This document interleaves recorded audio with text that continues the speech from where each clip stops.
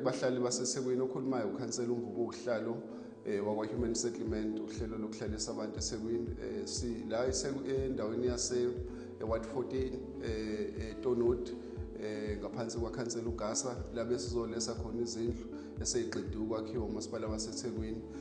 Izindlu besizozilesa izindlu ebekade zakhiwe umkhandlu waseThekwini sizozilesa la sikhona sikumndeni wakaMkhize sizobanikeza umuzi wabo.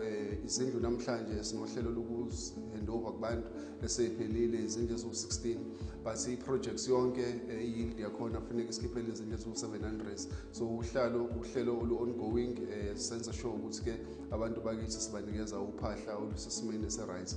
Ilona hlelo esize ngalo ke kule ndawo yala ku-Ward 14 eDonut. Siyabonga.